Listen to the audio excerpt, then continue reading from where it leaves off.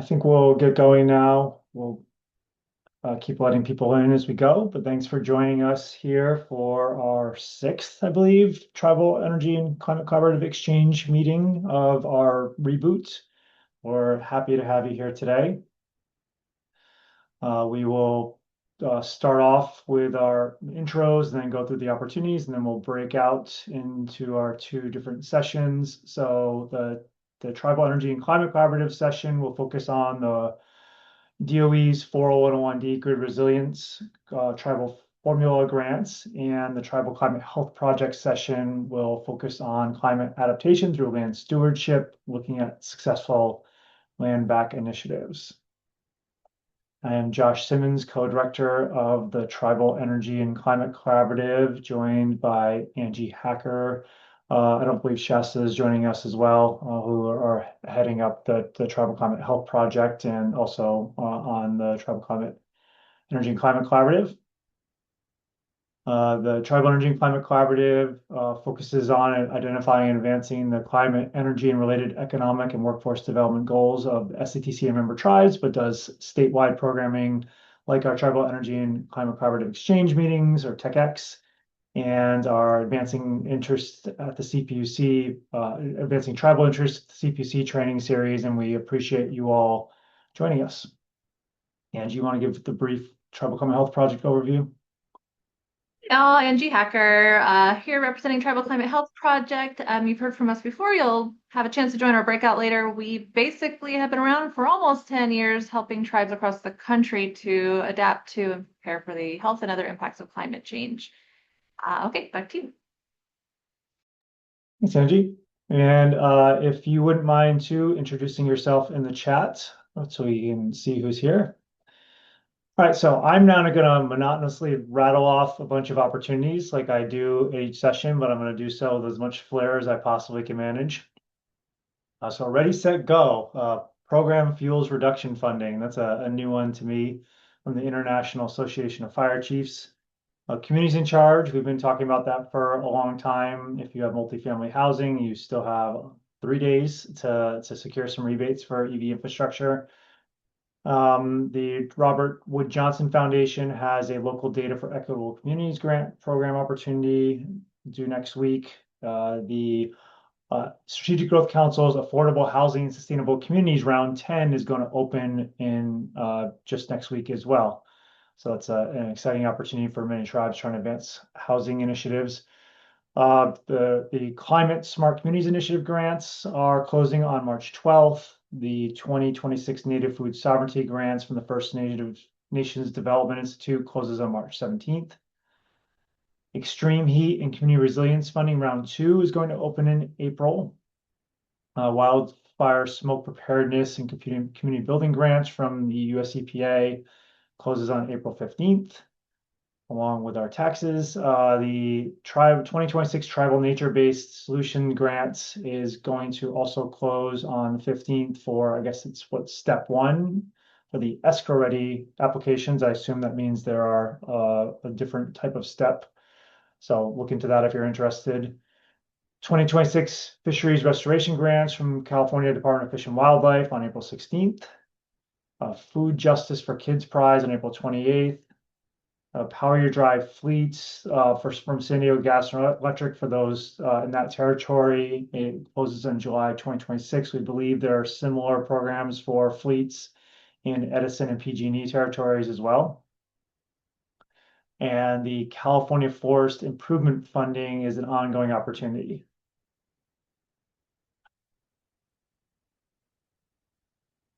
Okay. So some upcoming funding is CAL FIRE's Tribal Wildfire Resilience Grants, TechWorks Building Access to Tribal Energy Resilience funding, the Strategic Growth Council's Strategic Growth Council has 3 opportunities that are upcoming, I believe all expected in the spring. So we have the Community Resilience Center grants, the Tribal Capacity Building Program grants, and Transformative Climate Community grants.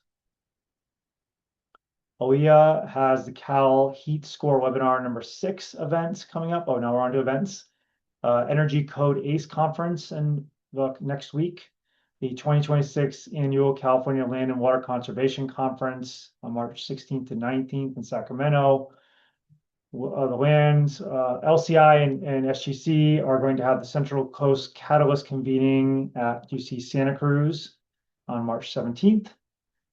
The 12-week grant writing training being offered for tribes that applications. It's going to be in mid-March. Applications, I guess, close in 4 days if you're interested. U.S. Indigenous Data Sovereignty and Governance Summit from April 14th to 17th in Tucson. The California Tribal Leaders Energy and Safety Summit hosted by Viejas on May 18th to 22nd. I'll be there. Hope to see some of you there. GIS Summit, May 21st to 22nd. Angie will see you, maybe myself, and hopefully Los Angeles at the 17th Annual California Climate and Energy Collaborative Forum, the TECC Conference, June 24th to 25th. And now the NIHB has their National Tribal Health Conference, August 17th to 21st in Phoenix. And finally, this was just shared with me this morning, the ACT Expo, and I can share this directly. April, appreciate you offering to do so. The largest fleet technology conference and expo in Nevada, and April shared with me that any fleet that's not attended before can get free registration, get the $600 registration fee waived. Is that, April? Was there anything else on that I missed? Yep, that's correct. And I'll put my email in the chat, and then they can email me and we'll get them registered. But it's an awesome conference. Great, thank you. If you have any other grants or events or opportunities, please share them in the chat. There's more input opportunities. You can take this one, Josh. Yeah. If you're getting sick of it. What's that? All right. Please. Yeah. So I'm really honored to actually be helping the California Department of Public Health with some engagement with tribes. They would love to hear your perspectives, experiences, and priorities around your climate change impacts and health-related issues around California. So I just wanted to invite you to participate tomorrow, February 25th at noon. At a kickoff and public information or public input session for their shared vision and action plan. So that's going to help inform the next 5 to 7 years of their services, and that plan is in development now. So I'd really appreciate your early insights to help us craft that plan. I'll put the link in the chat. And then we had talked last time about a couple of SGC, Strategic Growth Council related opportunities to provide input. They're still active right now, due April 6th. The one is the Tribal Housing Pre-Development Fund draft program guidelines. So that's activities related to affordable housing development with a maximum award of $3 million. Go to the next slide. The other one is the Tribal Capacity Building Program. That will be round 2 of this program. The guidelines are out. They're looking for input again on April 6th. And the awards for this round will be between $350,000 and $420,000. So slightly larger and also a longer term this time. Okay, Josh, back to you. Great. So we are ready to do our breakouts now. Those that want to learn more about the 401(d) grants and how to unlock that funding for your projects, please stay here in the main room with me. If you want to join Angie in the Tribal Climate Health Project for the focus on land stewardship, successful land back initiatives, then please join the waiting room. And if you have trouble, please put in the chat that if you want to be assigned, if you can't find where to go. Serena or Amy, can you provide instructions on how to choose your room? All right, so there will be a breakout rooms button in your navigation bar. After I open the rooms at any moment, you will be able to press that button and join the room. You can also freely leave the room and come back to the main room, go back into the breakout room. And if you're on your phone, on the, I believe, top left corner, you should see your settings, your navigation bar to also click the breakout room. Yeah, and just to provide a little more color too, so in the 401(d) room, we'll have Amy Heath and also some other folks from the DOE leading the discussion. She's with the Department of Energy, and then Angie, if you want to give a little bit of an overview of your topic? Yeah, we've heard from a lot of tribes that are looking to better understand the pathways and steps related to successful land back initiatives. So we're really happy and honored to have Chairman Tom Little Bear Nason joining us today to give our featured presentation on his successful land back initiative at the Esselen tribe of Monterey County. And we've got some other folks lined up to provide their perspectives on their land back initiatives, and we welcome an interactive discussion. So come join us. Great. So if you're on your computer, you want to click I believe the breakout rooms are live. Hopefully it popped up. If you're not seeing it, click on more, and then you'll see breakout rooms, and you can select the room you want to go into.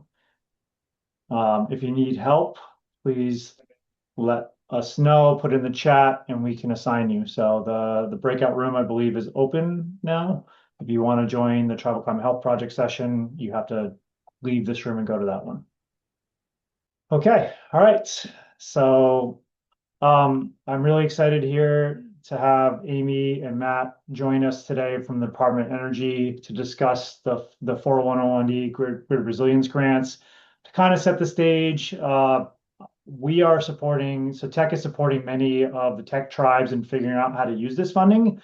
It's a bit more complicated than most funding sources with certain limitations and requirements. And so what we want to do is we want to kind of dive a bit more into the nuances, go over some of the key requirements, but helping tribes understand what their kind of true options are here today. So Amy, I'll let you take it away. I'm not sure if Matt is on as well. I'll let you introduce yourselves, and then I'll let me know when to go to the next slide, or if you strongly prefer to share your own slides, I could also let you share your screen. Thanks, Josh. Can you hear me? Yes. Okay. Awesome. Yeah, Matt's here as well. Oh, I'm with the National Energy Technology Laboratory, part of DOE. We manage this grant in close collaboration with our headquarters office, which is where Matt lives. Used to be called the Grid Deployment Office. Now it's restructured to be the Office of Electricity. I'm stealing your thunder, Matt, if you wanted to say hello. But Matt's here with OE, so we work together kind of on this program. And I'm one of the federal project officers, so I'm assigned specifically to awardees, but I also just help with the whole program overall. So some of you that are on the call, I can't see the list of everybody, but some of you may have me as your FPO, but others may not. So Matt, if you want to say hi before we go through the slides. Absolutely. Thanks, Amy, and good afternoon, good morning, everyone. I will just add that I'm happy to report that I don't actually live in the Office of Electricity, thankfully. But I think Amy, I want to emphasize just how vital NETL and Amy and her team at NETL are to our program. And if you're not familiar with our program, they are a fantastic point of contact as a first line, and they will get you pointed in the right direction. But we're happy to be here and to talk about our program and answer any questions that you have. And Amy, I'll let you take it away from there. Thank you. Okay. Yeah, Josh, you can go ahead and advance then. So get started. So yeah, 40101D is what we call the program. The long name is the Grid Resilience Formula Grants for states and tribes. And of course, our focus here is on the tribes, but the award is also available to all the state energy offices. So, I've already said I'm with NETL, Matt is with OE, and we work together to manage and administer this program. The overarching goal of the Grid Resilience Formula Grant Program is to improve the resilience of the electric grid against extreme weather-related events. So that's number one. That's the focus overall. Projects aim to reduce the likelihood and consequences of electrical outages due to extreme weather, wildfires, or other natural disasters. So the anticipated funding, when this was established in 2022, was $2.3 billion over the total 5-year program. So we are currently in year 5, 2026. This is the start of year 5. It is a non-competitive program, so each allocation cycle has amounts listed for every tribe available that they can apply for. It's not competitive. If you submit all the application materials, you get that agreement, you get that award. And so we had awards issued for 22-23 combined due to the way things worked out. They combined that into one cycle, and then FY 2024, so 3 years. And then last year we kind of hit a little roadblock with 2025. So right now we are still pending year 4 and 5 together. So the 2025 and 2026 funds will be combined, and we don't have those full allocation amounts right now because they're still being figured out. Lots of waiting going on, but hopefully we'll be able to open that up for that next round of funding. So if you're already an award recipient, you'll just apply to get those additional funds added on.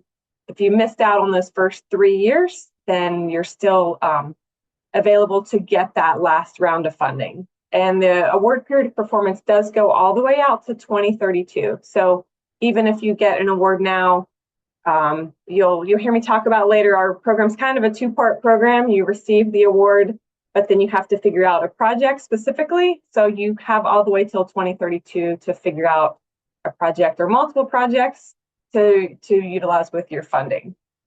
I think I covered everything. Yeah, about 400 folks, 400 tribal awards have been issued so far. So about half of who had the opportunity received it so far. So hopeful in this last round, whenever we get the thumbs up for that everybody takes advantage of it. Thanks, Amy. And I know you've been pretty optimistic about the final 2 years of funding. Has that optimism increased? Is some of that tied to the recent budget approval? Is there any update on kind of the prospects? Matt, do you want to speak on it? You're muted. Yeah, Oh. thanks, Amy. Yeah, sorry. Yeah, we we're not able to provide that much commentary on the likelihood of it being released. Just know that it's being circulated among the upper echelons of the Department of Energy and the Office of Management and Budget, and we just are in a waiting game and have been for quite a while. So I'm not sure what machinations are occurring at those levels, but we're hopeful that we'll be able to get the funding approval within the next few months at the latest. But until we have that signed memo, official approval, maybe a stamp of some kind, we can't guarantee anything. But we are hopeful that it will be approved. Yes, very optimistic, but we live in crazy times, so what we think may happen today may change tomorrow, but yes, hoping to share good news any day with everyone. I don't see it covered in the other slides here too, but I think it's important to note that the money accumulates. So if there is another additional allocation and you have the prior 1 or 2 rounds, that it would stack. Yes. So, and then you'd have still till 2032 to spend the whole fund. So if you have a project, particularly a larger project you're waiting for, and you're willing to be more patient, it may behoove you to wait a bit longer to see if you get some more funding to throw at that project. That is correct. Yeah, you don't get different awards each year. It's the same agreement, just amended to add those funds on. So yeah, you only receive one 401D award, whether it happened in 2022 or if it's going to happen in the future. And it's just a single award with additional funds added onto it. Yeah, it's akin to tribes with the EPA GAP grant, where they kind of get, they have a 4 or 5 year cycle and they get additional allocation infused into it. And but great, thanks for clarifying that. All right, so as I've already said, the recipient is either a federally recognized tribe or a tribal entity. We have a lot of Alaska Native corporations involved. I know our focus here is California. Tribes and tribal entities may apply individually, or they can form a consortium. So that means the award is kind of issued in one tribe's name, but they're pulling their funds together. the tribe acts as the lead, and there's just member tribes involved in that consortium. I can talk to you separately about that if that's something you'd be interested in, but that's just one of the caveats of our program and how it's structured, that it can lessen the burden if folks want to kind of join together as a consortium to receive one award. So as I said, that our program is kind of a two-part program. So specific grid resilience projects are not identified in the initial grant application. So we have a couple application documents that are utilized at the beginning, a very general program narrative that essentially says you're going to do a grid resilience project, and financial documents. It's a pretty basic application, again, not very detailed. So then once you receive the award, you have that account with your funds in it, but you can't draw all those funds out until you have a specific project identified and approved by DOE. So you work with a subawardee. I'll go over all this later. The goal is to subaward the funds to a utility and execute that project. So once you identify a project, you submit documents to me or whoever your federal project officer is at DOE. We review those. It goes through a whole process, and we give it a thumbs up and tell you it's approved, and then those funds will be released from your account so that you can go draw them on a reimbursement basis to execute the work. So yes, once you get the award, you don't just go do a project and say, I used all the funds. You actually can't. You can't draw the funds. It has a cap on it. So if you would go try to draw down your whole account, you can't do that. But also, we don't want you to go execute a project and say, we're done with the project, now what? Because ours, it is unique in that it has that second phase where you figure out the project and go through that approval process before you start the work. The award at the high level, the main award has a 15% cost match. That's at the recipient level. And then there's an additional project level cost match. And I'm going to go over that in a lot more detail. So the subawarded amount for the project does have a cost match associated with it. It can be an in-kind contribution. And yeah, again, we'll go over that. I don't want to spend too long on one slide. Josh, keep me on track with time. Are we? Does this breakout end at 1:45? We have until well, your time 1:55, 10:55 our time. Sorry. So we should have probably. I think we'll have plenty of time for questions afterwards. So we have questions that are coming in the chat. We'll save them for the end. So yeah, I'll keep moving. This is just pretty basic in terms of how the grant was structured. There are 5 categories that come into play to figure out those calculations of what each tribe receives in their allocations. So it is a very calculated process. The land area, probability of disruptive events, severity of disruptive events, expenditure on mitigation efforts, and population are taken into account. So a small tribe and land area versus one that's taking up the whole state is going to have a different allocation amount. And that is analyzed based on a 10-year period. I'm not involved in that process. Matt's also not really involved in that. There's a team that looks at those allocation amounts, and we just get the allocation table released and share that out publicly in terms of what each tribal entity receives as part of the program. So as we already said, with each funding allocation release, I would say annually, but it hasn't really worked out to be annually since last year. We missed that, and it's the combined 2 years. But with each allocation release, new applicants can apply, or as Josh said, current recipients just have to reapply to get those funds added on. Up to 5% of the federal amount that you received can be used for technical and administrative activities.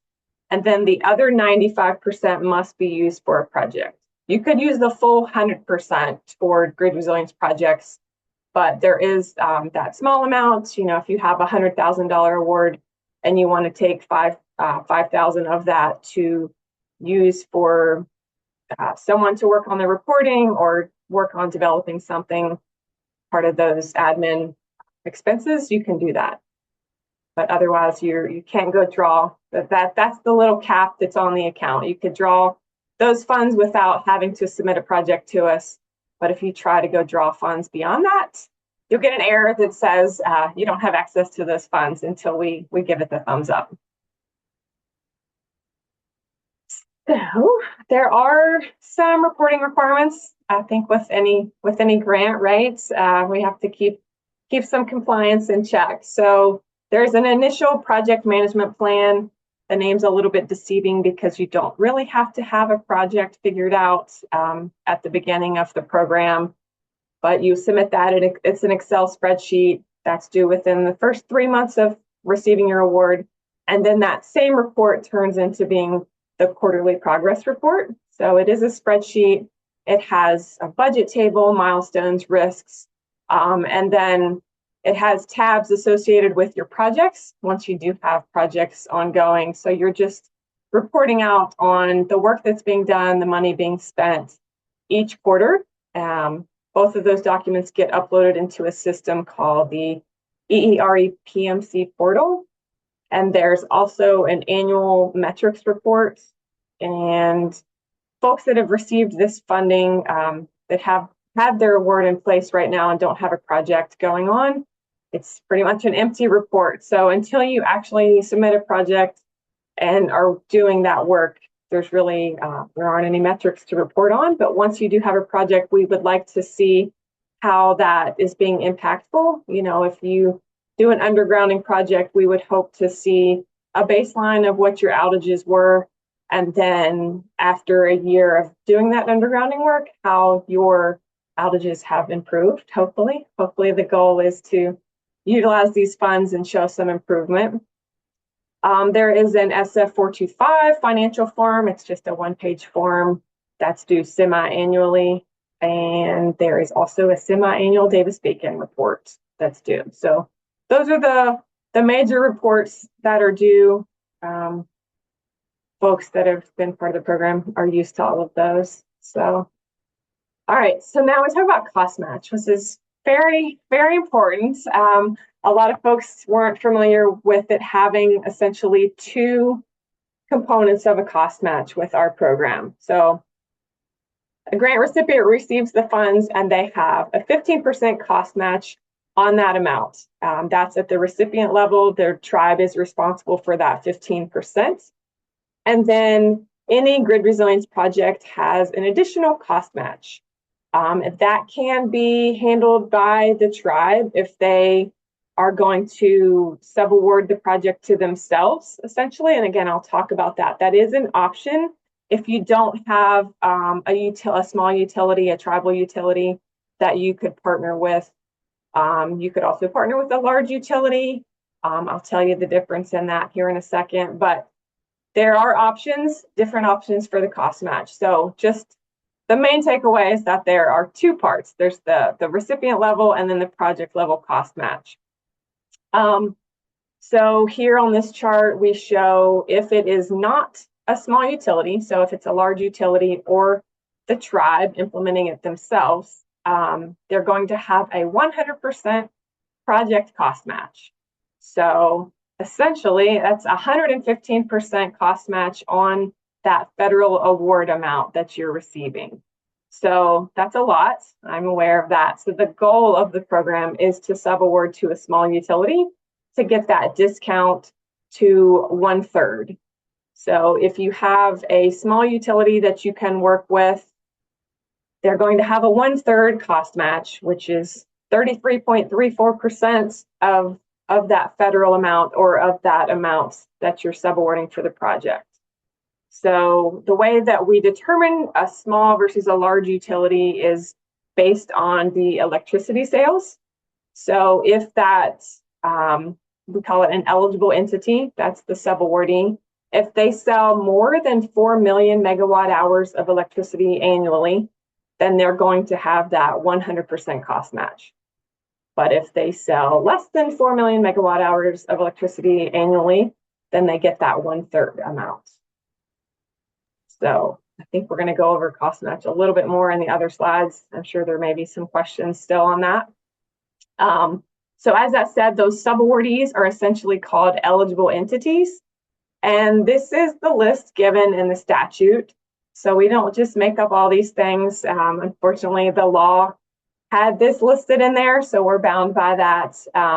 Eligible entities are listed as an electric grid operator, an electricity storage operator, an electricity generator, transmission owner operator, distribution provider, fuel supplier, and other. So we do have that lucky little part that says other, and we can go through a process of a secretary eligible entity designation form if you want to try to get somebody else listed as an eligible entity that does not already qualify as one of those on that list.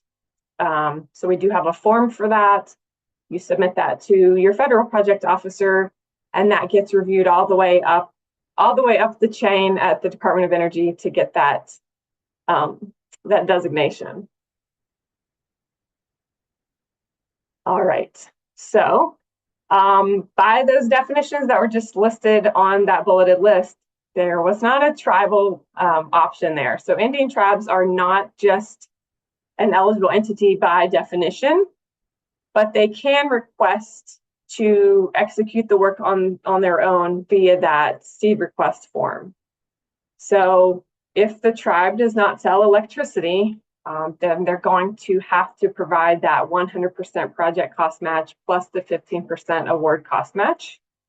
But if they do sell electricity, and again, it is that smaller amount, less than 4 million megawatt hours, they would have the 1/3 cost match. So we don't have any, we don't have a firm list of what we need to show those electricity sales. Any kind of annual reports, spreadsheet, any data that you can provide that show that you're selling electricity, we try to work with you and make that work. You know, our goal, we want you to have the smaller cost match. Obviously, we don't want you to have to supply 100% cost match. So if we can work with you and figure out a way to get around, you know, still within the bounds of the law, but using that definition that you could qualify, then we will help with that. So if you provide electricity to a government building or a business and that business is paying the tribe, that would count.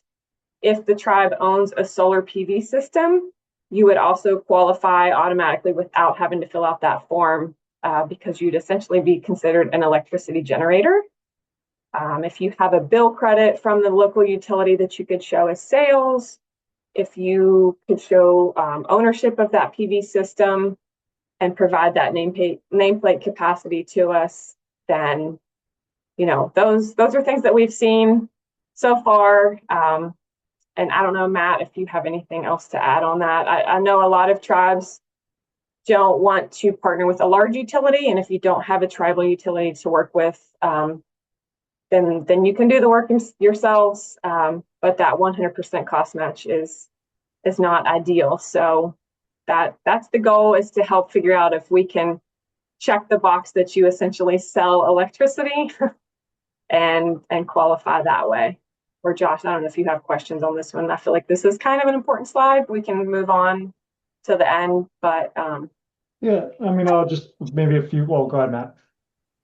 Oh, sure. Just really quickly, you know, we try here between your NETL federal project officer and us at Office of Electricity, we try our absolute best to work with our recipients to qualify them for the 1/3 cost match.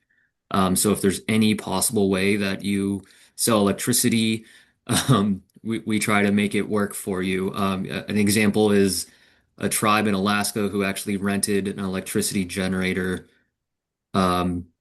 for use in a mining operation. You know, we tried to work with them to they didn't own that system outright, but they generated electricity, so we determined that they could be an eligible entity under the statute. And we didn't have to go through this whole seed request process.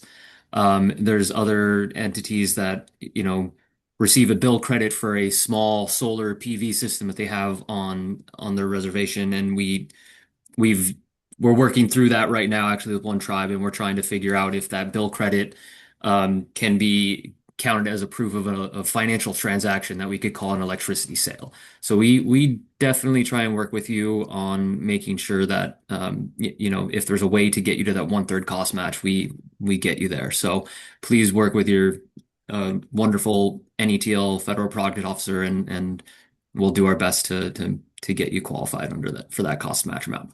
And I'll turn it over to you, Joe. Yeah, so this is what we're working on with several of the tech tribes on figuring out how to unlock this funding.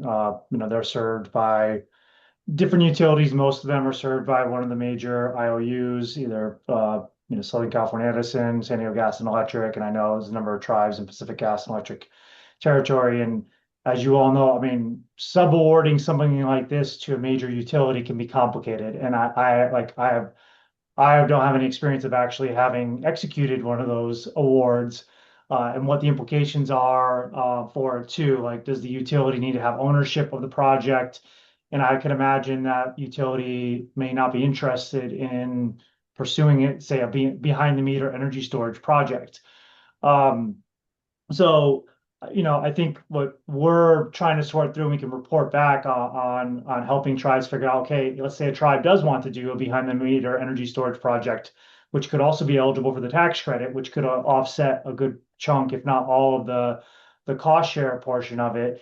That the tribe could demonstrate it selling electricity to itself just by virtue of having a solar PV system. And I think it would eliminate a lot of the complications of this program. So, that's kind of where we're trying to arrive at. We have some conversations that are upcoming with two of the utilities about, their perspective and how to work with them on this program. But I think at the end, I'd like to open it up too for those that have experience in working with their utility on any sub awards. But I think, Amy, you said you weren't aware of any so far in California, at least. So, it's a more complicated program that I think the workaround is going to be more successful than the straight up sub award. Yeah, I think in terms of like with PG&E or like a larger utility in California, I know we have a couple smaller utilities or tribal utilities in California. I could go through that list, but yeah, I know we've had a few projects in California. I'll have to pull that, but yeah, I can come back to that. Okay. I'm going to ask this question right now from the chat because it's relevant, but have tribes successfully submitted a seed request? Yes. Yeah. Okay. Yes, absolutely. So the precedence for it, like if a tribe just requested is there anything they need to do or demonstrate, or is it essentially it's made, and then if they're not selling electricity, well, and it's via seed request, they basically have to fulfill the 100% cost match, which is certainly okay, just not as preferable as being able to qualify as energy electricity provider. Yeah, I don't know the exact number of seed requests that have been approved. Do you know that, Matt? But our success rate's really high. I mean, if you submit a form, it's not like an end all. We can go back and forth with you to be like, you can update stuff and we can work with you to try to make sure it makes sense. I think we've had probably, trying to think of the examples of seed requests that are beyond just the tribe doing it, like an engineering firm. I feel like we've had different types of entities that were requested that aren't, a utility, something like that. But if they have a project in mind that they're doing that's going to provide grid resilience and have a good justification and they agree to that cost match, then again, we really do try to work with you to move forward with projects and get something going. So we can go to the next slide to talk about projects, I guess. So this is not an all-inclusive list. We have some examples of allowable projects. If you have a project in mind, certainly bring it to us and we will say if it's allowable and within the bounds of the law. But these are just some of the examples. So replacing old generation components with new components of the same type to ensure weatherization and resilience, such as wind turbine, blade replacement, or damaged solar cells within an existing solar farm. That's important that it's existing. So our program, unfortunately, you cannot go add new solar components But if you have existing solar and you are kind of trading those components out, that's allowable under our program. Replacing an existing generation system behind the meter that does not have an interconnection with the grid. Overhauling a diesel engine, including replacement of the system or replacement of components and parts that are reducing performance of the existing system. Building inventories of parts and components needed for providing grid resilience benefits. So really, when you submit a project notification form to us, there's a paragraph section where you write how your project is going to provide grid resilience. So really, that's the one of the main parts there is you're going to explain how it's going to provide grid resilience.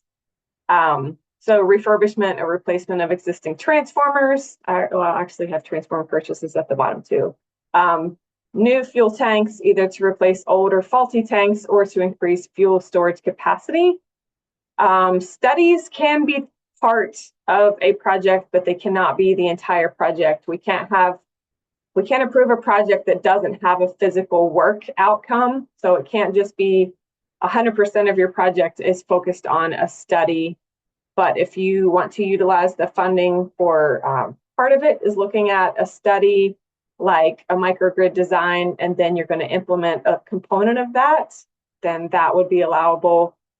You can also use your cost match towards studies. That slide's kind of thrown in here.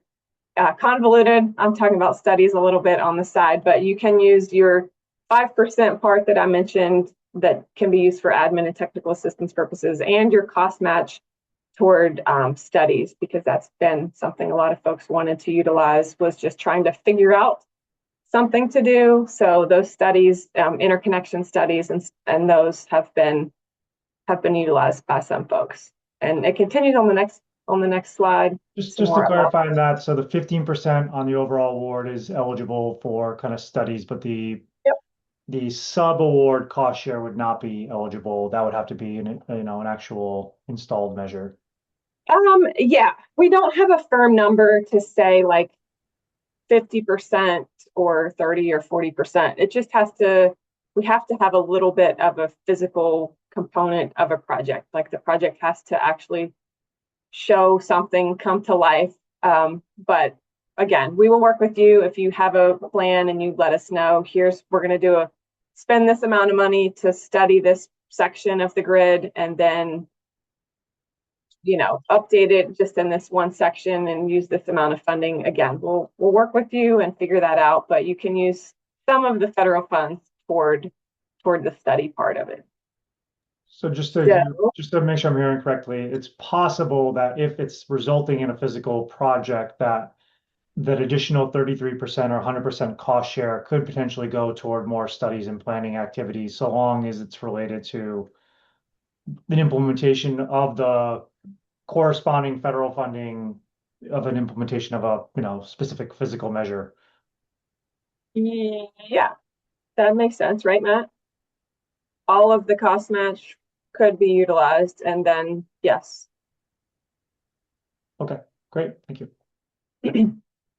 So some more examples: weatherization technologies and equipment specific to the grid, fire resistant technologies specific to the grid. So again, it's not like just fire protection for your building, but it has to specifically tie to the electric grid.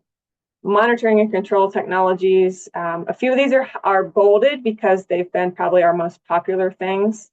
Undergrounding of electrical equipment, utility pole management, so just replacing poles, reconductoring, relocation of power lines or reconductoring with low sag, advanced conductors, vegetation and fuel management has been a very popular one.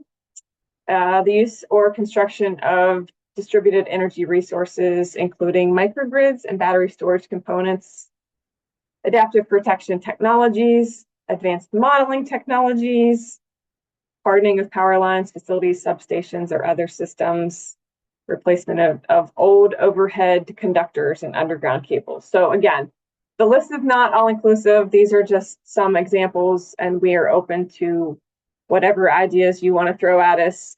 Even without submitting a full project package, you can shoot us an email with a sentence or two or a paragraph saying, would this be allowable? And we can quickly tell you yes or no.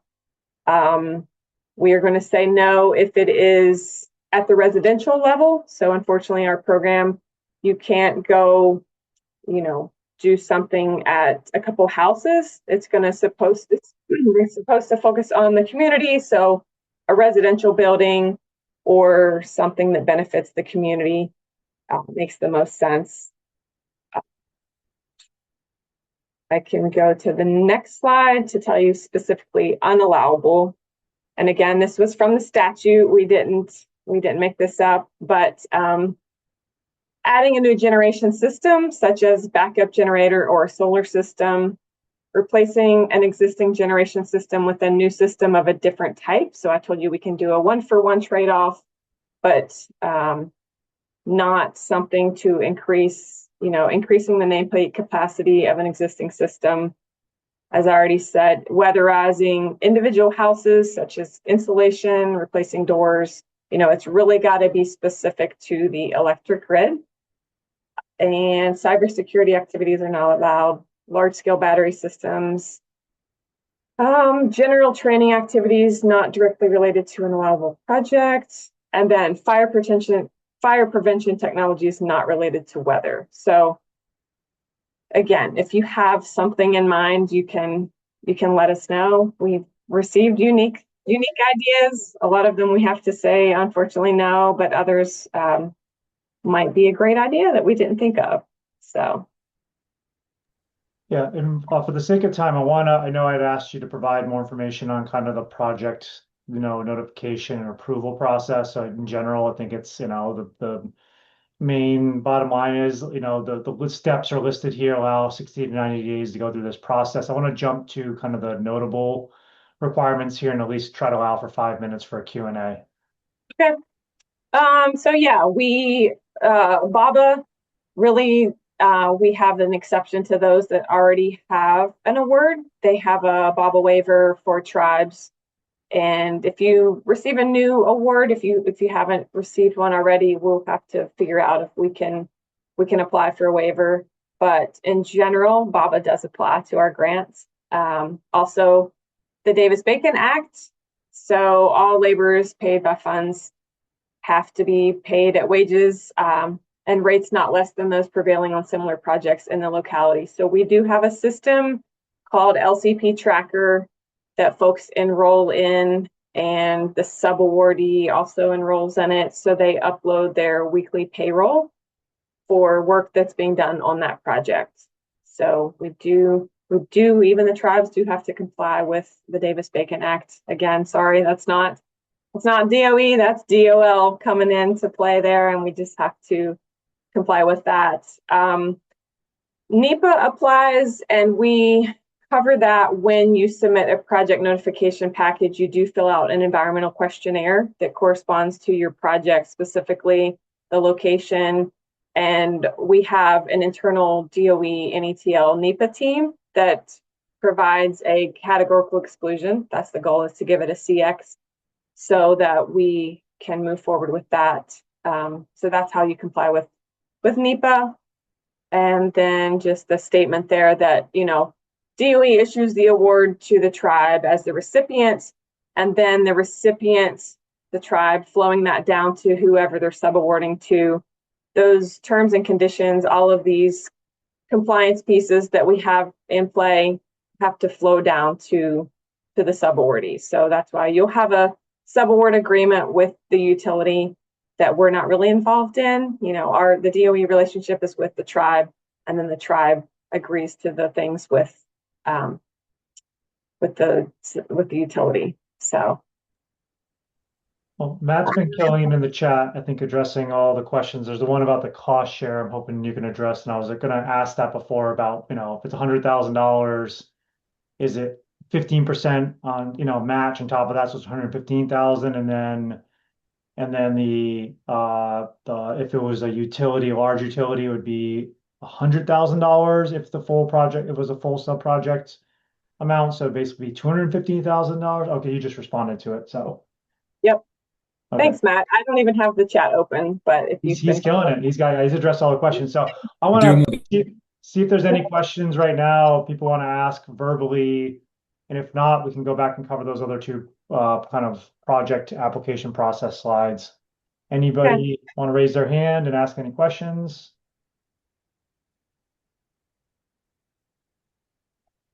Or you can unmute yourself.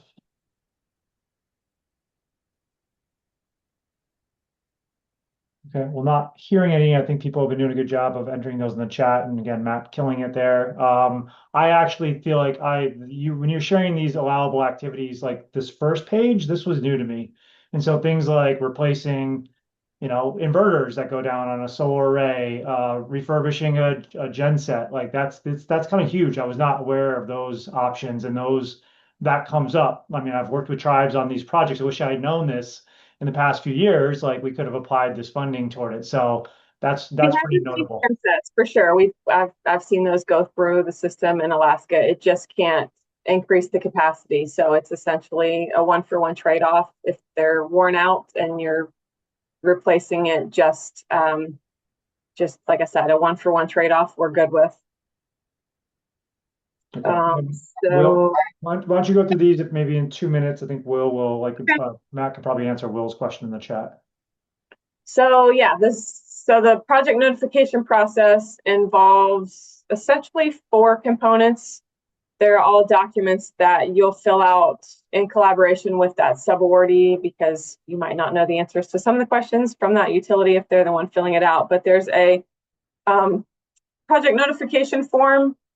There is an environmental questionnaire, as already mentioned.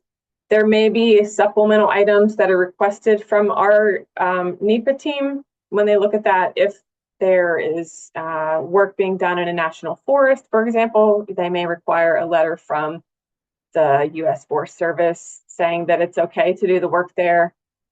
There's a budget notification or budget justification workbook. That's an Excel spreadsheet, and it has tabs that contain the breakdown of the project. So it's going to show how much is going to go toward personnel versus equipment versus supplies, and list out that cost match as well.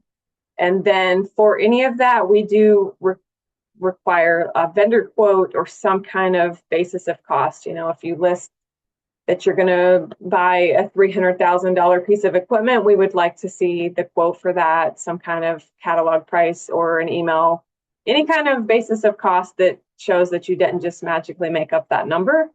And then also a cost match letter just stating that the subawardee agrees to that, hopefully 1/3 amount, but if they are required for that 100%, just making sure they acknowledge that in writing, that they agree to that cost match. And again, those documents get filled out, emailed to the FPO, and then we work with you to update those as needed. I review it, for technical and completeness, and then send it to our NEPA team. And then it goes to our headquarters folks like Matt for that final approval. We send you an email back that says you're good to go. And yeah, I have in there allow for 60 to 90 days.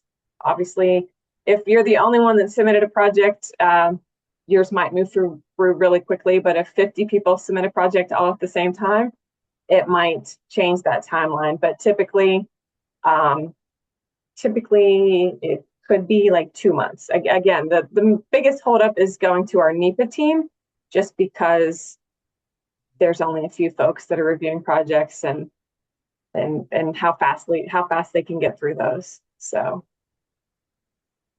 Awesome. that's the process. Yeah, I don't know if anybody has other questions that came up with that, but we're here to help. So. And I will attest to that. I'm serving as owner's rep for a few different tribes with their 401(d) grants, interact with Amy and other team members pretty regularly, and I can attest to them being as flexible as they can on these things. And so I think as we figure stuff out and we can share templates, we will.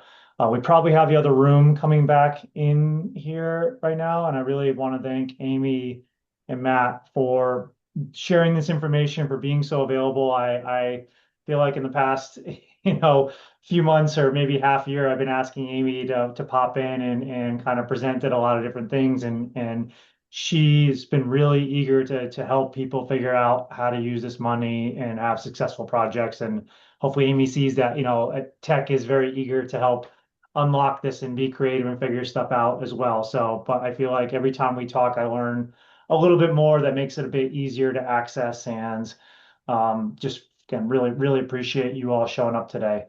Amy, is the other breakout back here again, or no, it's not. So we're still waiting for them to close the Not room. yet. I can welcome them back. Okay. Thanks.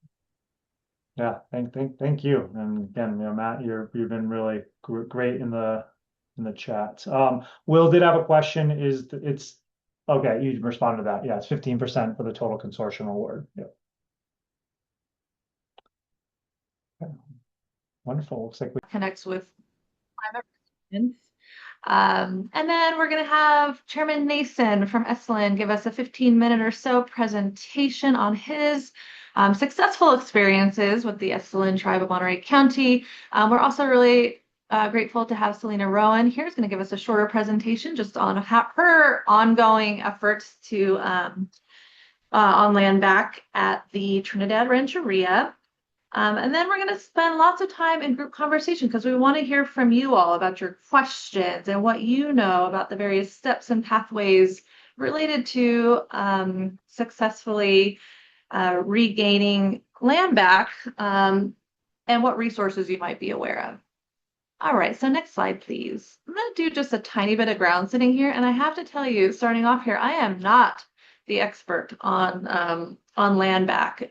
So we brought some folks in who are. I do want to share first. So, CNRA is doing a lot of work. The state of California is doing a lot of work here.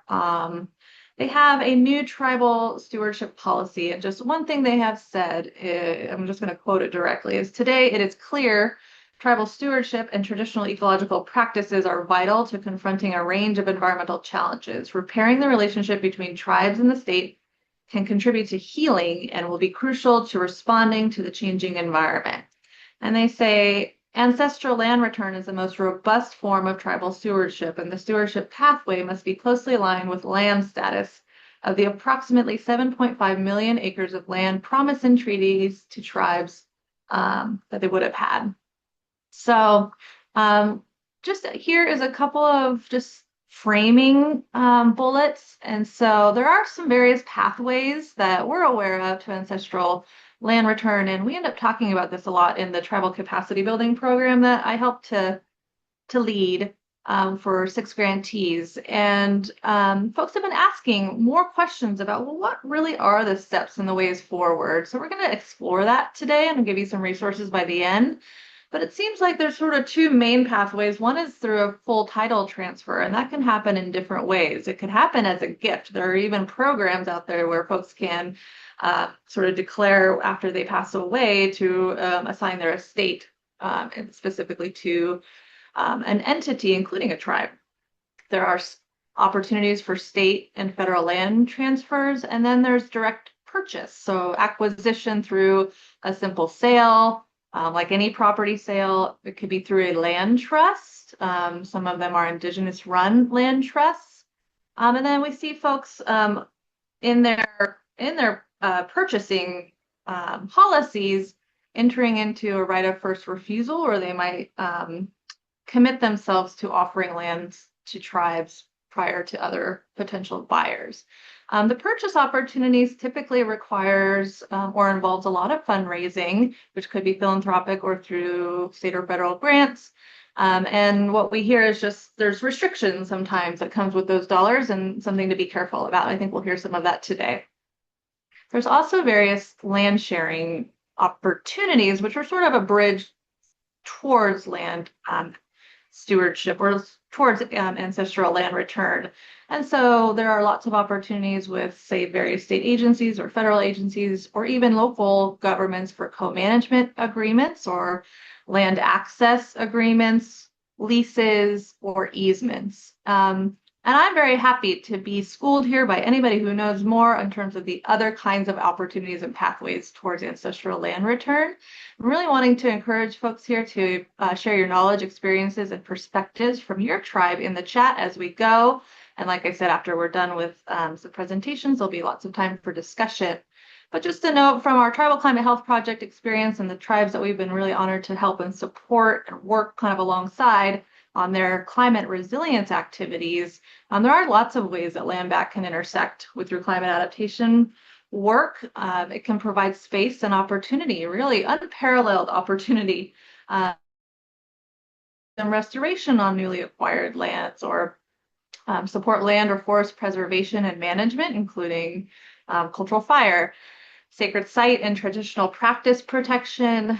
And I hear a lot of communities if they acquire the land and begin to develop certain services on that land, it can help in proximity to their membership allow for things like emergency and health operations, maybe a new clinic, or maybe more food production, or a new water treatment facility, or wells, or water storage, new housing opportunities, energy development like a solar field, economic development, and a new space for gatherings to really build that social and community cohesion. Okay, so that's just a little bit of ground setting. And now I get to hand it over to an expert. Next slide, please.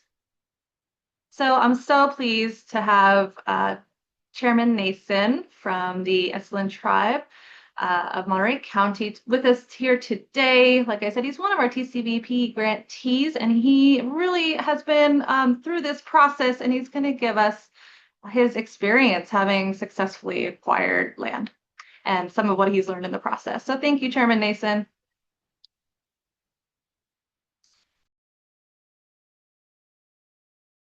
Oh, you're muted, Chairman. Yeah, you'll just have to turn. There we go. Thank you, Angie. It was a very nice introduction. Thank you, everybody, today. I welcome you here to our world through this camera, through this technology that we're using. We are in a tech conference, and we are here today to share. I want to share with you how our tribe, one of the smallest tribes in the state of California, if you look on the map, the Esselen people lived in the Big Sur, Carmel, Monterey Peninsula Bay Area, and we lived here for 10,000 plus years.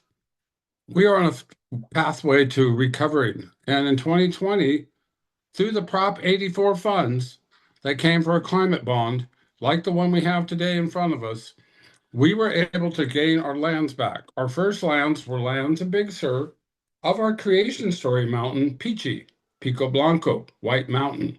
It's a great big mountain that comes up. Hummingbird, coyote, and eagle created the universe and laid a feather on a turtle's back, and we became mobile. We began to spread across our lands. We knew all about the trees, the forest, the food forest, all the things that gave life to us. We knew that we had a sacred balance that we had been working on, that we inherited each generation. Along came missionaries to our area. Our onslaught of our European invasion was through the mission system. And the mission system took us from our villages and separated us from our people and our land. That started proving a catastrophic event and chain of cycles with nature. Nature missed us. The land, the trees, the water, it needs us, indigenous people. It needs our loving, caring hands. So with the bond, we were able to secure 1,500 acres of land through a bond for $5 million. The property was for sale for $12 million. We were able to negotiate with the owners, the sellers, and the heirs to be able to put money into this great event. And so we were able to get this land back. We have it in our name, Esselen Tribe, Monterey County. It does not belong to the federal government. The government has nothing to do with our lands.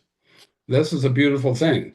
And I hope that you guys can follow some of our pathways and other tribes in the state who have gotten land back through the land back initiatives, through tribal-based nature solutions.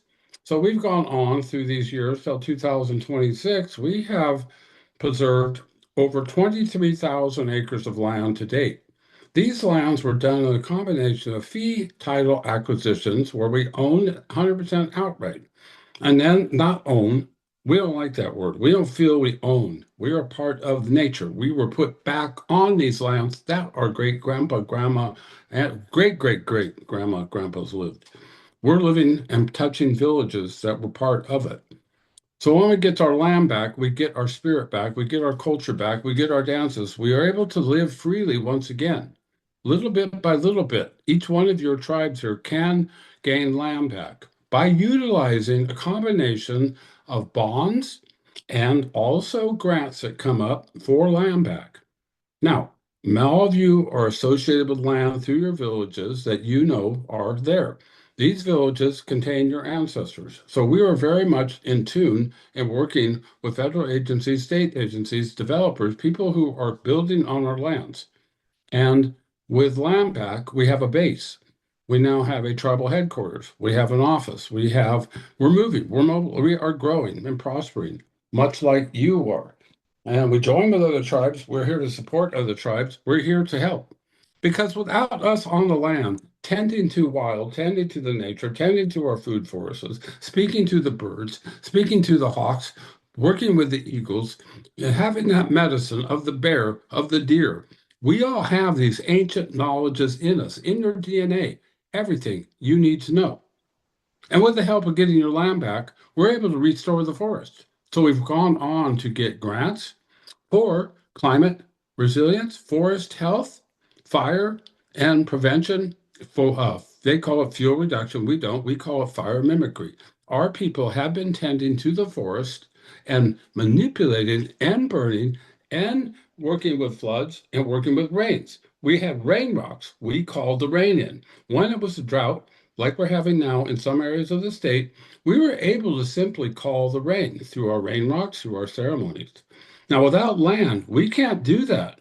No, we had to go onto a state park or onto some preserve and try to ask for permission to enter the land. And they never wanted to let us to the land because we're Indians and we might burn the place down. Well, we've been burning the place down for 10,000 years. So I think we know what we're doing with nature, that nature needs a manipulation and the caring hands of the human, the two-legged. Much like a bear, we stand on our two legs. We have the power to use that fire to cleanse the forest, or we have the power to destroy it. But we here are fighting to protect our forests from being burnt, from being logged, from being over harvested. But yet, we have tools that we were given by our ancestors. We still carry the torch. We still lay good fire on the land. But without our land in our name, in our possession, in our sharing, we do that. And we've also teamed with land trust, preserves, to be able to gain access for our people to sacred sites, to village sites, to the places our ancestors lived and died. We understand that now with our land back, and as we help other tribes, we want to share with you. We want to share all the knowledge, the ways, the tools that are laid and gifted to you for you to pick up. So if you can pick a computer up, which we all learned, and it wasn't easy to learn these contraptions. It took me 15 minutes to get on today. I'm here with you now. I'm speaking from my homeland that we reacquired in the last year. We were able to require this land. I now live on the land. The chairman lives on the land. The people come to the land to learn. So we're now working on climate resilient forest health grants to develop and to grow our capacity and to get back on the land. Now, there's agencies such as CAL FIRE of NOAA, the National Oceanic and Atmospheric Association, that are giving grants to tribes. And if you don't stand up, if you don't take an effort to look into it, if you see something go by, a deadline of a workshop, a seminar, anything that a conference like this is your opportunity to learn the tools, that keys to open that door of your own land back. And for those who got land back, more prayers to you. Let us unite in the spirit world. Let us bring healing. Let us return good fire. Let us have the people be on the land, be able to sleep on the land, to be able to pray on the land, to be able to do our deer dance, our strawberry dances, our festival, our bear dances. Without our land, we are nothing. With our land, we are everything. We have brought back joy to the elders. We have brought the children to the land, the grandchildren, the great-grandchildren, for them to pick up and start clacker stick, drum, medicine, singing, bear, hoot, hoot, hoot, hoot. This is what it's about, land back. Please ask me questions. I'm willing to hear. I'm open book. Thank you all. Wonderful presentation today for everybody. Thank you, Angie. Thank you, Strategic Growth Council. Thank you, everybody who sponsored this tech conference. Thank you again. Looking forward to hearing from you all. Thank you very much. Okay. Thank you, Chairman Nason. I know it's not as good as being able to just really applaud, but give them all the emojis at least. They're You're so going. inspiring. They're fine. Thank you. Thank you. You're so inspiring. Thank you. I wondered if I could ask you a couple of questions just on the how, right? So there's a lot of folks here who may be at the beginning stages of wanting to acquire land back. And you were so successful. I wonder, could you share a little bit more about, you mentioned grants, but a little bit more about what it took to really fundraise for this and what folks should be looking out for in the kinds of grants or other funding opportunities that they pursue for this? What to look out for? What are some maybe pitfalls? Sure. Thank you, Angie. Yeah. Well, like I said, you have to keep your head high looking into all these different agencies within California. We have the California Natural Resource Agency, which set up the Tribal-Based Nature Solution Granting Program. These grants are available to tribes within California, whether you're recognized or not, whether you're federal recognized, but as long as you're state recognized, as long as you're coming. They have it for nonprofit tribal entities. They have it for nonprofit tribal land trusts. There are many different ways that you can set up a way to get land. Now, there are cultural easements that are placed on parks and on different lands within your own territory. You need to get attuned with your local agencies that are funding, that are opening up areas. And you also need to work with land trust. That's what we did. We joined forces because land trust, conservation groups, anybody that are taking land within California, within our 26 million acres of tribal lands, that was in the treaty. Now you can go back and start putting it together piece by piece, working with land trust. And then you see a grant coming down through Tribal-Based Nature Solution, which is at the California Natural Resource Agency in Sacramento. You can look up their website on the website. And that's what we did. We looked up websites, we looked, we studied, we researched, we called, we went to meetings, we did everything we could. In 2020, along came Prop 84. It was a bill that was put through to help city parks, to help the land, the easements, but also there was a clause for tribes to be able to reobtain ancestral land. As long as they had an ancestral tie, they could show proof to that ancestral tie that they truly had it, that they had a piece of property that they would like to buy, sacred land of their people. We identified land. We had actually been working for 30 years on that piece of property, our first acquisition.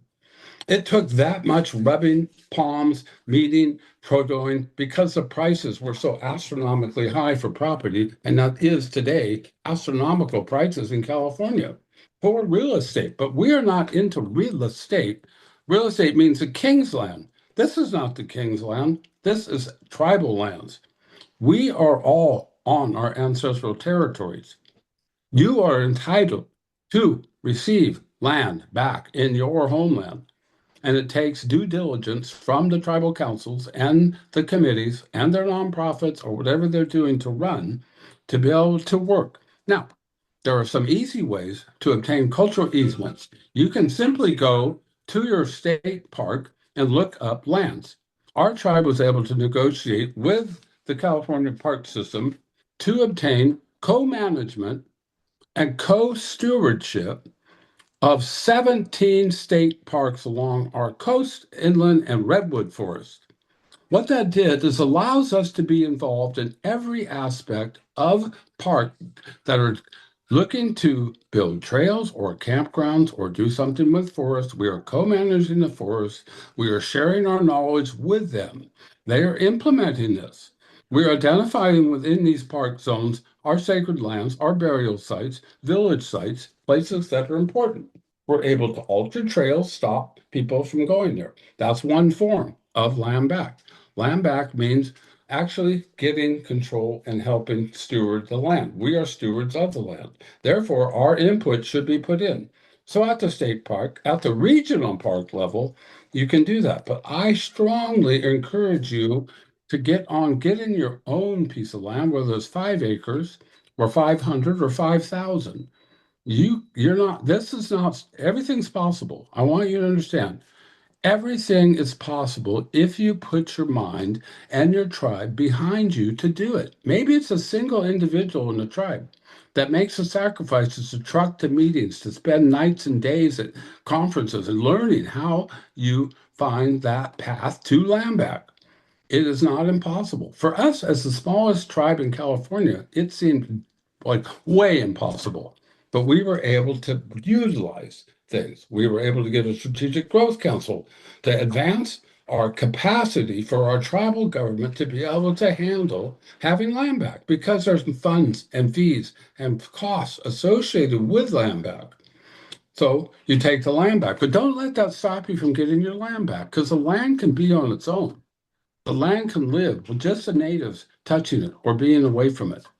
One thing that we experienced that we had a hard time with conservation dollars for land, you're not able to live on the land. And we're like very shocked by that, because we're like, well, we have thousands of acres and it's zoned to have housing. But because we're using climate funds, because we're using stuff for that, they think that the native does not belong on the land. And I'm saying, wait a minute. So I'm going to the Capitol now. We're lobbying. And now we're actually trying to get so we can build housing to feed and house our people on the land. It's important for us to be on the land. Do you agree? We can't just have a piece of property. We don't need a park. We need to live, to eat, breathe from that land. So I encourage you to join with our tribe, to join with your relative tribes, your sister tribes, and start working towards getting your land back. And for those who got their land back, now you got to protect that land. How do you protect it? By stewarding it, by identifying all the villages, all the areas that you know about, and that your people and your grandma knew about, your great grandpa knew about, and they told you stories. Those stories are tradition. Those stories are our culture. Remember that. What did the elders say? Oh, I wish we could get that land back. You know, we had a village there a long time ago. Well, how, grandfather, grandma, how can we get that back? You have to go ask. You have to beg. You have to get in there and tell the people the importance of having this land. That's been very beneficial for us. Actually, people are coming to us now wanting to give their land. They have been wanting to give us their home. And we're like, wow, okay, we're honored, but we really want land back. But they said, but this is your land with our home on it. We feel that so you can look at that. You can set up a program on your websites for your tribe that says, hey, looking to give your land back to the indigenous people. This is all Indian land. In the first place, it should rightfully go back to us. But if you're not there to take it, if you're not there to receive it, you cannot receive. If you don't ask, you can't receive. And in some cases, you don't have to ask, it comes to you. So we've had a whole bunch of that. And we're experiencing right now where people are calling us and saying, we want to give our home to you, not to me personally, to our tribal people.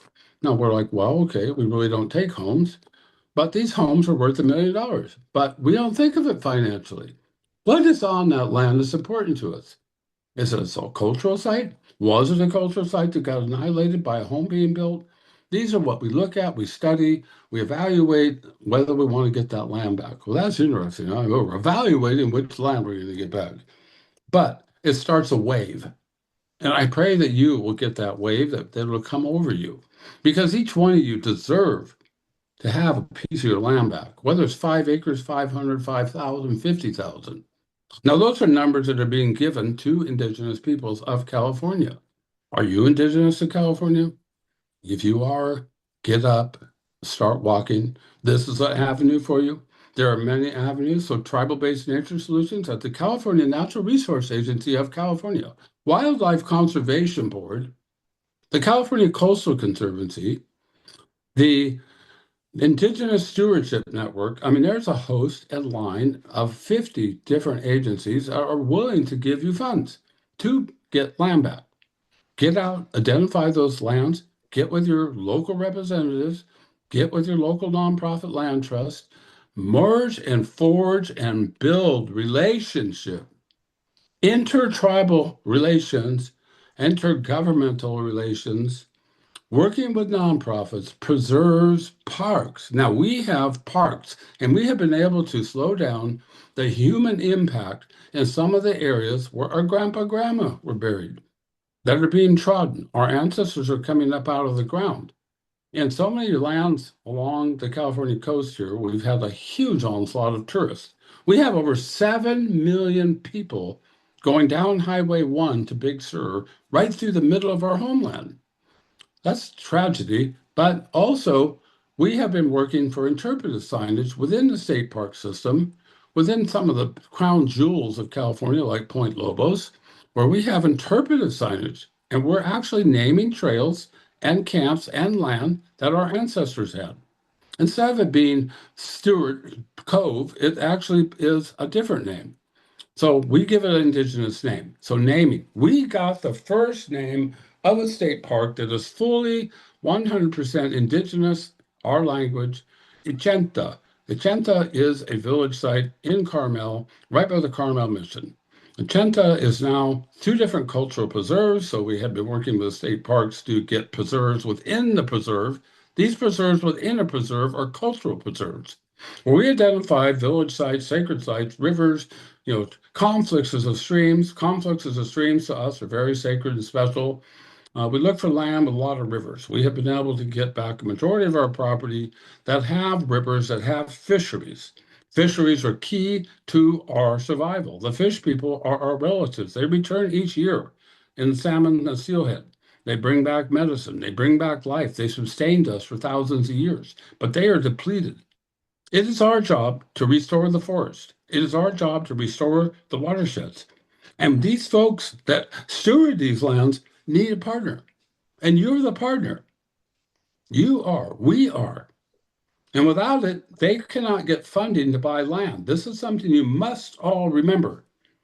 There's no land trust, preserve, or conservancy group that can own land in California now without a tribal partner. Now you can look up the codes within tribal government and see where that's written. No human can obtain tribal lands in California without a tribal partner. Now you remember that verbatim, and you will find it if you do your research. Now research is key. Being diligent, attending meetings. Don't miss anything, because everything and anything can lead to something, and that's what we were able to do. By grasping, clawing, climbing, praying, singing, being cajoled, and being firm. That land and life are one for us, and we are separated by the mission system, or we're separated by colonialism. Now it's our turn to return. Return home. Home is the land. Home is where we live. So I pray for you. I pray with you. We can do this, brothers and sisters. We can do this. We've done it. We're the smallest tribe in California. And we're doing it. And you can do it. Please call me. Please reach out. Please join through groups like this who are wonderful. These folks here at SCC, NTEC, and all these things are so important. But they can't do it without us. They can't do it without you. We cannot make change without tribal government and being involved. Get out. Get with your parks. Get with your people. Take command of your lands. We have to protect what's left, or we are done as a human species. We have to change climate now. We don't have a single second left to wait. Not a single second. Get on it. Get on it. Protect Mother Earth. She needs you.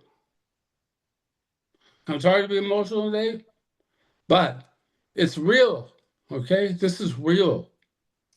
You have a chance. Please reach out for that. Reach out, call up, pray out, bring it in, bring it in, bring it in. Bring land back to your people. Bring the connection with the trees so your children and grandchildren can learn up and remember to be proud of who they are as a California Native American, within a tribal government or not. Whether you're individual, each one of us is responsible for getting back the land. giving back to land. I don't say getting back, giving back. How do we give back? By sharing it with others, by sharing it with your children, grandchildren, great-grandchildren, your nieces, your nephews. Remember the songs. It's all inside your DNA. This is a very powerful moment in time. And time's running out. We have no time on the clock. I don't even wear a clock. We are on Indian time. Indian time means we need to do this, but we also have to be responsible. If you can't be responsible enough to attend something like this, take time, and the rewards will be tenfold. And, it's just so beautiful to be able to be free and to be on the land, to see the hawks and the eagles and condors and bears and deer and salmon. Salmon are running the rivers again. We've been removing our dams. We removed a dam on our rivers in 2013. We've been fighting that dam since 1930s. We have 2 dams on our river. So we were able to get one out in 2013. We completed the largest dam prior to the Klamath dams in the history of California. That's the Carmel River Dam. We got it out. We got it restored. We now have steelhead and salmon coming up our streams.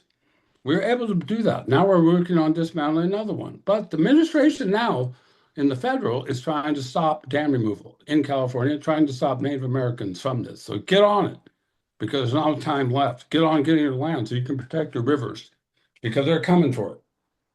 And they're not coming to give it back to you. They're coming to retake it. We're going to go through another colonialism thing, another form of genocide, basically, if we don't watch out. But with your land and being sovereign and getting on your land and holding up, gathering supplies, learning about the acorn, learning about the berries, learning about the harvest and the cycles. These cycles have been practiced by your people forever.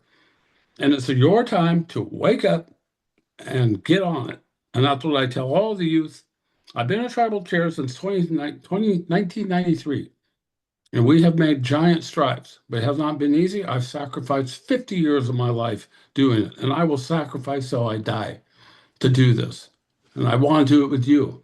I want to know, and I want to read in the papers and see on the TV, hey, this tribe got their land back. And it's happening everywhere. And it's deserved. We deserve it. Our lands were ripped from us. Our lands were taken from us. It's our turn to get them back and to show the folks how you manage and steward lands. And you may think, I don't have the knowledge. Oh, yes, you do. It's in your DNA. It's in your memory. All you have to do is stop, shut up, listen, think, and speak. Speak on behalf of your sacred lands. Feel it, heal it, breathe it, and out will come much cleaner air, much better water, or healthy watershed with fish running, salmon running, to feed your people, to pray, to be able to sing our dances and stories, continue to live along the river. That's what it's about. Being Indigenous is about land. Without land, there are no Indigenous. Without Indigenous, there's no land. So please, any questions? I'm an open book. Thank you all. EK. Oh, Chairman Nason, you're amazing. We're so grateful for you and really appreciate your passion and your knowledge and sharing it all with us. We do have a question for you, but Serena, can you put up our slide where we have questions also for the audience? Discussion questions for all. And so we could take more questions for Chairman Nason, but I also want to give a few minutes for Selena, who's also joined us here with the Trinidad Rancheria, another tribe that can give us a little perspective on the approach that they've taken to land back.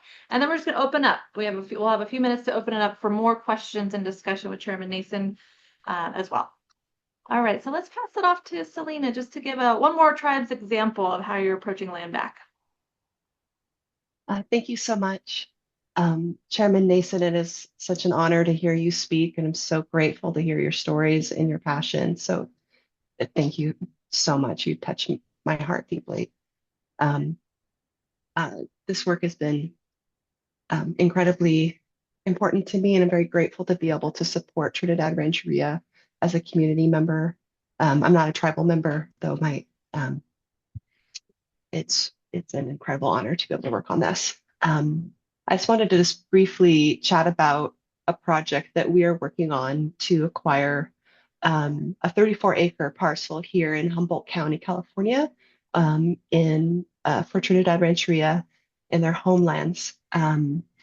It's a project that's taken about 3 years so far. We anticipate it'll be about another year before the contract is signed or before the acquisition is completed, the legal paperwork. I thought I'd just touch in on some of the steps that I know I've seen in the 8 months that I've been in this position.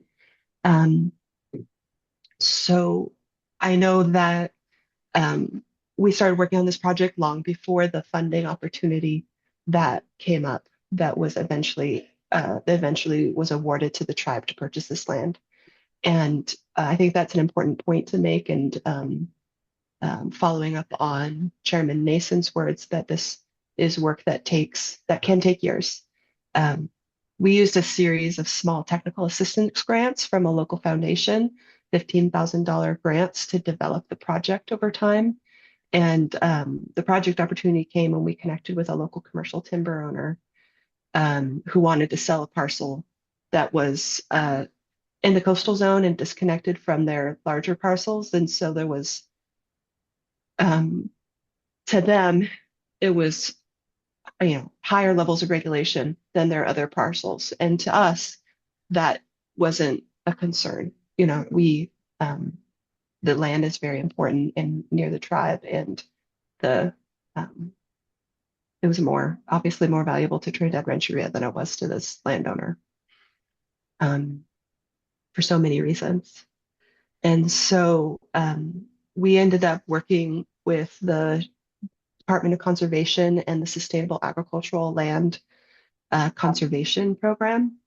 And I wanted to call in that program because they've done a lot of work over the past couple years to expand their program, which originally was very focused on agricultural, prime agricultural land, to being very focused and supportive of tribal groups that wanted to acquire lands that supported the production and the cultivation of plant relatives that support food practices, basketry practices, production. I'm using these words that are so technical from their grant applications that are obviously not sufficiently describing the relationships that the tribe has with the relatives. But to translate from this grant application, that they were able to expand the definition of agricultural production to include the relationships that tribes have with land to generate these materials that are so integral for culture and food sovereignty. And so we were actually able to use it to purchase forest land instead of agricultural, fields. I think the biggest challenges, but also the biggest opportunities in this process have been contract negotiations with the DOC, being very careful to understand that these are lifetime contracts with the state, unfortunately. And most of these programs want to reserve rights or put on conservation easements or some sort of thing that limit the rights of the tribes. And we are taking every opportunity to push back on that and to argue for the importance of tribal sovereignty in these conversations and in these contracts, and to negotiate at every level, at every stage for tribal sovereignty. To really remind them if they want this to be a true land back, to be true land return, then it needs to give as much power back to the tribes as possible when it comes to how they manage their own land. And so DOC has been very receptive. Of course, there's still, we're going to spend the next year in negotiation while we're actually in the grant contract to continue to develop that. But from day one, we've wanted to make sure that every single document that's been signed reflects our intentions, reflects the tribe's needs, the tribe's sovereignty. And so don't be afraid to extend we've been working on the terms and conditions for almost 6 months now because we wanted to make sure to get it right.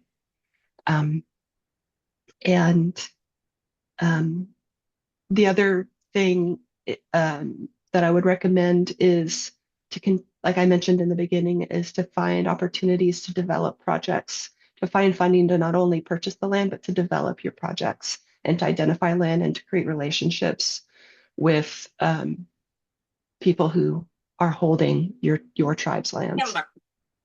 And so there's opportunities out there for project development, for funding that will get you ready so that when an opportunity like this current grant, the tribal-based nature solutions comes up, you have a project ready to go and you're not starting from scratch right there. So that would be the recommendations I have. And I'm also very available. Please reach out if there's anything I can do to support. And we're also actively problem solving, and I would love to learn from any of you. I'll drop my email in the chat.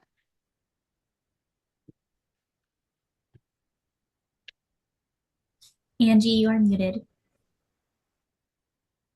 I was saying thank you, Selena. That was so great. Really appreciate you sharing that knowledge as well. And it's really a good shout out to the Tribal Capacity Building Program, which round 2 is expected out in May, I believe. And so both of the tribes that we featured here today have been recipients of that grant. It's an opportunity to get some basic foundational capacity dollars to be able to do these kinds of things.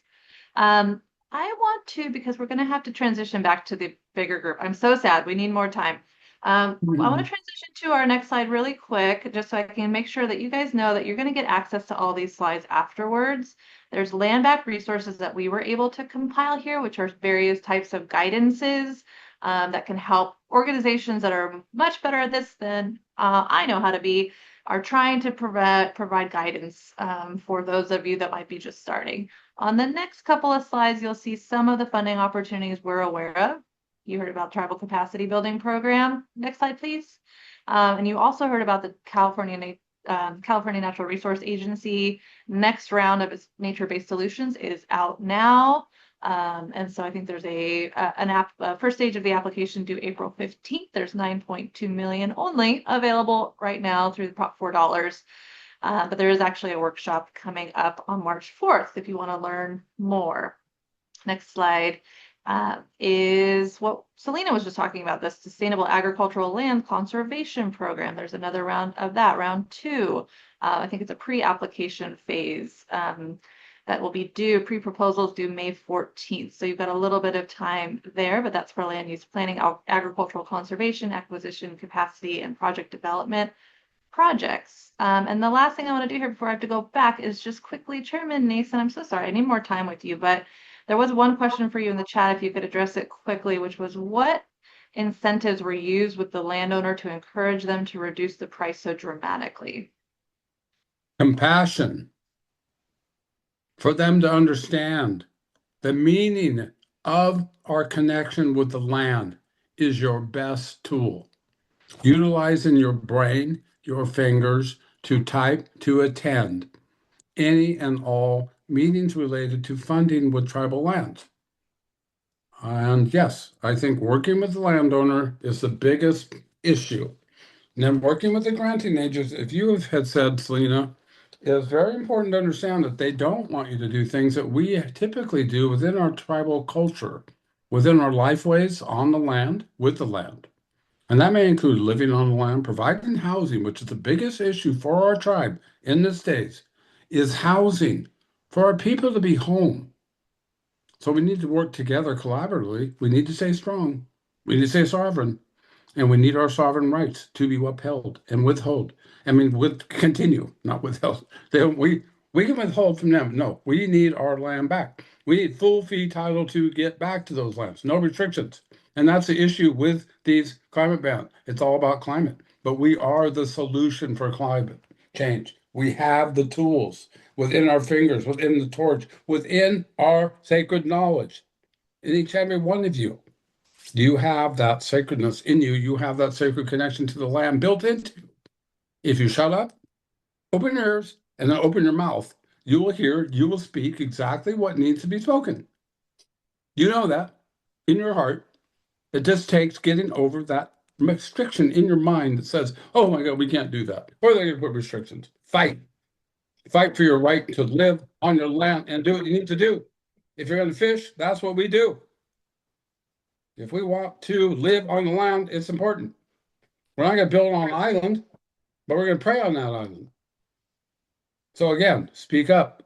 Reach out, grab your partners, do what you can do to get your land back. Work with landowners. Show them your compassion with connection with the land, and they will come and they will listen. Believe me, they will. And I used to not believe. My grandpa didn't believe. My grandma, oh son, it's over. You can't get it. So I've spoken. Thank you all. Misala kola in our language, man. I hope it was all good. And we'll see you on the other room. Thank you so much, Chairman Nason. That was amazing. So glad we were able to give him some space to share his knowledge. We are closing out this breakout. We're going to meet you back in the main room. All you have to do is you can close out early. Go leave back to the breakout room. We're just going to close ourselves up for the day. Thanks for joining this session. We're back. Sorry, we were a little bit late coming back, but it's just enough time for a quick wrap up.